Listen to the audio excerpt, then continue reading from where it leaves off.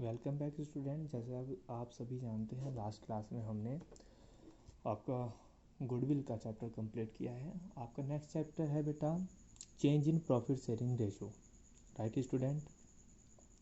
लेकिन हम जैसे कि लास्ट क्लास में भी डिस्कस किया था, हम change in profit sharing ratio chapter admission के बाद या फिर रिटायरमेंट डेथ करने के बाद कंप्लीट करेंगे, या हो सकता है हम पूरी पार्टनरशिप कंप्लीट करने के बाद उसको देखें।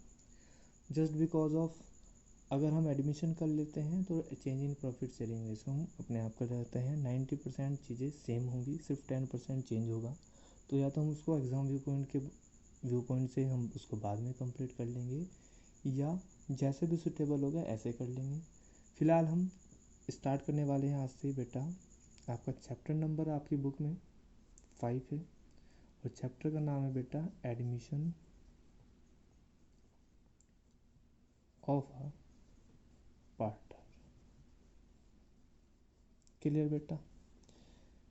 आज हम इसके इंट्रोडक्शन की बात करेंगे, कुछ चीज़ों के बारे में डिस्कस करेंगे, उसके बाद हम इसमें न्यूमेरिकल पोर्शन की ओर जाएंगे, राइट स्टूडेंट।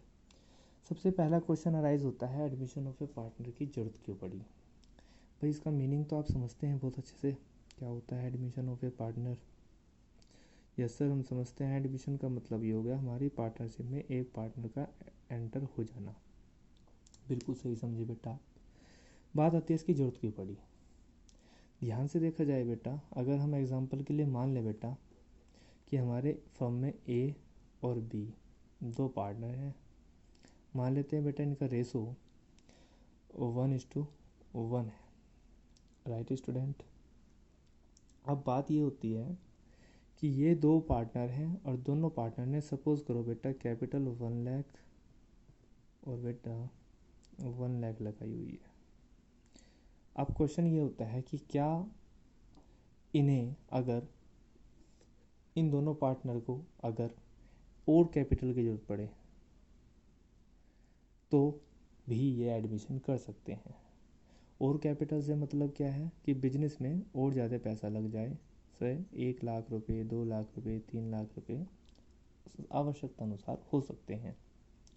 अब आप कहोगे सर अगर इन्हें कैपिटल की ज़रूरत ही थी 1 लाख रुपए की तो ये लोन लेते। भाई कैपिटल की पूर्ति एक तरह से लोन भी तो कर सकता है। यस, बिल्कुल कर सकता है। लेकिन क्या लोन कैपिटल का काम करेगा? देखिए 100% काम करता है, सिवाय एक टेंशन दे देता है लोन। क्या लोन पर देना पड़ता है बेटा? इंटरेस्ट। क्या देना पड़ता है जी? इंटरेस्ट। क्लियर। जब इंटरेस्ट देना पड़ता है बेटा कैपिटल पर, तो वहाँ पर एक समस्या ये भी अराइज होती है कि आपको प्रॉफिट हो या ना हो, लॉस हो, तो भी आपको इंटरेस्ट पेड आउट करना पड़ेगा। एक समस्या ये भी आती है अगर हम लोन लेते हैं तो एडमिशन जब करते हैं बेटा एक आदमी के बदले क्या होते हैं 3 आदमी हो जाते हैं। सपोज करो सी को इन्होंने एडमिट कर लिया, समझ में आ रही बात।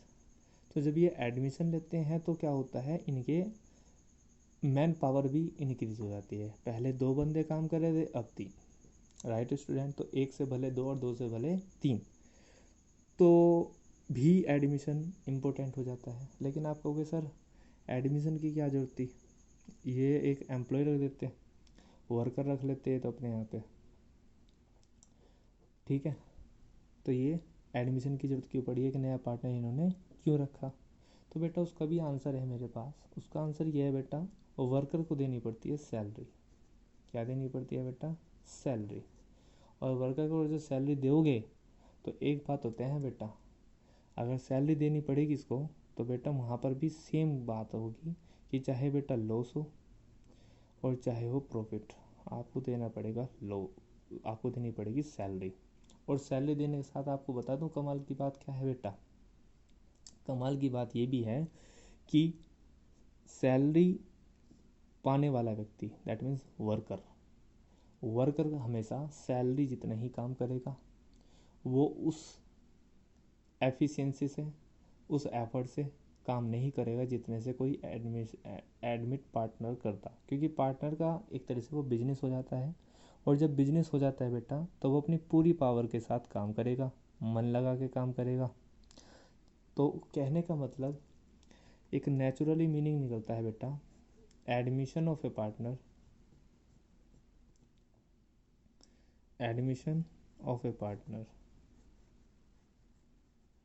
इन दोनों समस्याओं का निदान है।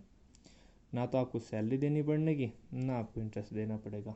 अब आप कहोगे sir admission of a partner में प्रॉफिट तो देना पड़ेगा। हाँ जी बिल्कुल प्रॉफिट देना पड़ेगा, लेकिन प्रॉफिट भी तो तभी देना पड़ेगा ना जब प्रॉफिट होगा। ठीक है जी, तो प्रॉफिट तभी देना पड़ता है जब प्रॉफिट होता है। और एक कमाल की बात, जितने रुपए इसने लगाए, जितने की वो कैपिटल लगाएगा, तो कम से कम ये उतने रुपए का प्रॉफिट भी कमा लेगा। ठीक है, क्योंकि पैसा बढ़ने से प्रॉफिट भी बढ़ता है। राइट स्टूडेंट, तो ये अपना प्रॉफिट अपने ही पैसे से निकाल लेगा, तो बिजनेस पे कोई भी बर्डन पड़ने वाला नहीं है। इसलिए एडमिशन ऑफ ए पार्टनर ज़रूरी हो जाता है जब बिजनेस का हम बढ़ाना चाहते हैं, ना कि हम लोन लें और ना कि हम कोई वर्कर रखें। क्लियर बात बेटा? ये होता है आपका basic introduction of admission of a partner. आप समझ गए होंगे कब कब एडमिशन की ज़रूरत पड़ती है।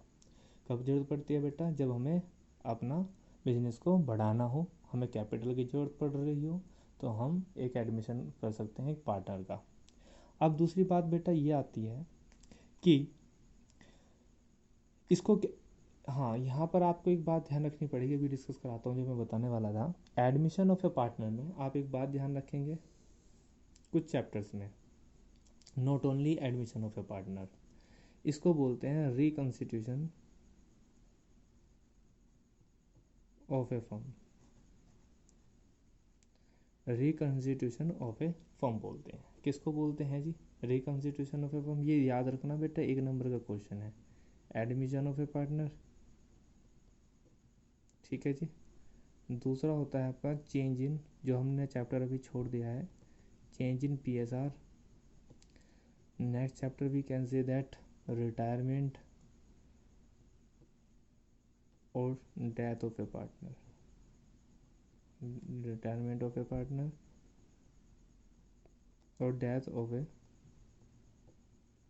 पार्टनर। अब आप कहोगे सर हम इनको याद कैसे रखें? तो बेटा जब जब रेशो चेंज होता है, जब जब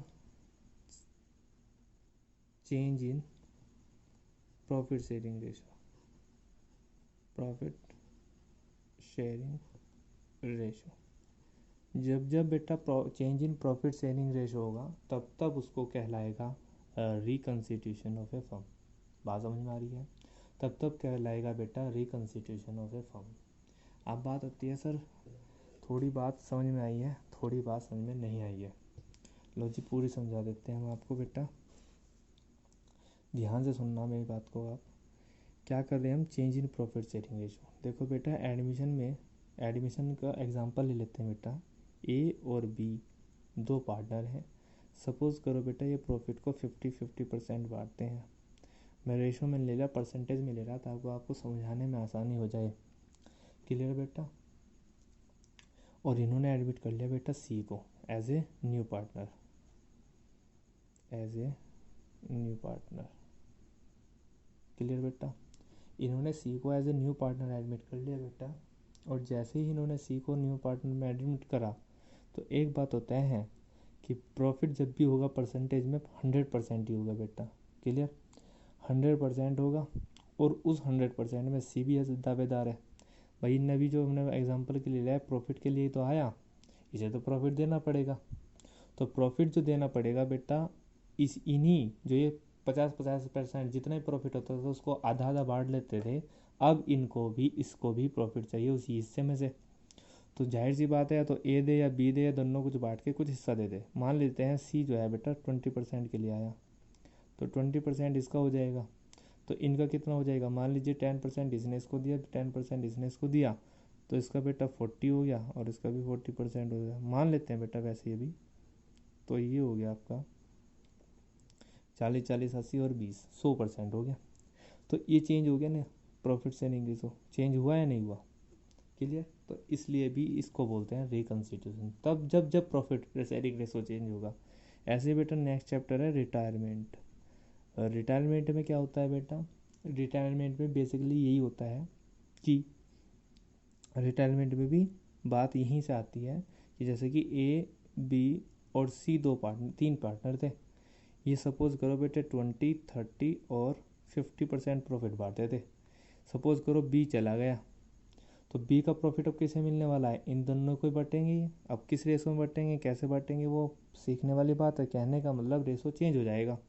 सपोज करो बी अपना शेयर बी ए को चला गया, तो ए और सी कितने रेशो में बांटेंगे बेटा? 50 और 50। तो चेंज हो गया ना रेशो। तो जैसे ही रेशो चेंज हो जाता है वही बन जाता है आपका reconstitution of a firm. Similarly बेटा डेथ में होता है।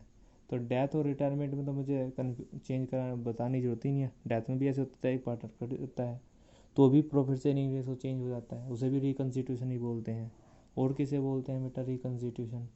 आपका चैप्टर जो हमने छोड़ दिया, क्या नाम है उसका? नाम ही चेंज इन PSR है, प्रॉफिट शेयरिंग रेशो है। ये कैसे होता है बेटा सर? ये होता है बेटा जब ये अपनी मर्जी से प्रॉफिट शेयरिंग रेशो चेंज कर लेते हैं किसी भी कारणों से, यानी कि पार्टनरशिप डीड में ऐसा लिखा हुआ है सपोज कर लेते हैं, तो भी ये क्या करते हैं बेटा? चेंज इन PSR कर लेते हैं। जब चेंज इन मैंने बताया था इसका मूल मंत्र क्या है? जब जब रेशो चेंज होगा प्रॉफिट शेयरिंग रेशो, उसी को रिकन्स्टिट्यूशन ऑफ ए फर्म बोल लेंगे। तो बेटा एडमिशन में भी चेंज होता है, आपने देख लिया। चेंज इन PSR में तो होता ही है, रिटायरमेंट में भी होता है, डेथ में भी होता है। तो आप इनको इस तरह से याद रख सकते हैं। जब जब प्रॉफिट शेयरिंग रेशो चेंज होगा तब तब उसको बोलते हैं बेटा reconstitution of a firm. Right student, खैर अब हम अपने टॉपिक पर आते हैं। टॉपिक का नाम है एडमिशन ऑफ ए पार्टनर। मैंने आपको समझा ही दिया। तो बेसिक इम्पैक्ट कहाँ आने वाला है? बेसिक इम्पैक्ट बेटा यहीं आने वाला है जो मैंने आपको बताया। सपोज करो ए और बी दो पार्टनर थे और C as a new partner admit हो गया। जब बेटा C as a new partner admit हो गया तो इसे रेशो चाहिएगा। जैसे ही इसे रेशो चाहिए होगा तो इनका रेशो चेंज हो जाएगा। तो कहने का मतलब जैसे ही एडमिशन हो जाता है तो हमें निकालना पड़ता है न्यू प्रॉफिट शेयरिंग रेशो। आप जैसे कि चैप्टर नंबर फंडामेंटल में गुडविल में देखते आ रहे हैं, बार बार रेशो की बात होती है कि A and B two partner 2:3 ratio, right. तो ये रेशो हमें चेंज करना पड़ेगा, ये रेशो हमें निकालना पड़ेगा। तो पहला टॉपिक, अगर मैं टॉपिक की बात करूं, चलो नेक्स्ट क्लास में टॉपिक की बात करेंगे, न्यू प्रॉफिट शेयरिंग रेशो भी निकालने की बात करेंगे। मिलते हैं नेक्स्ट क्लास में, तब तक के लिए टेक केयर। जय हिंद, जय भारत।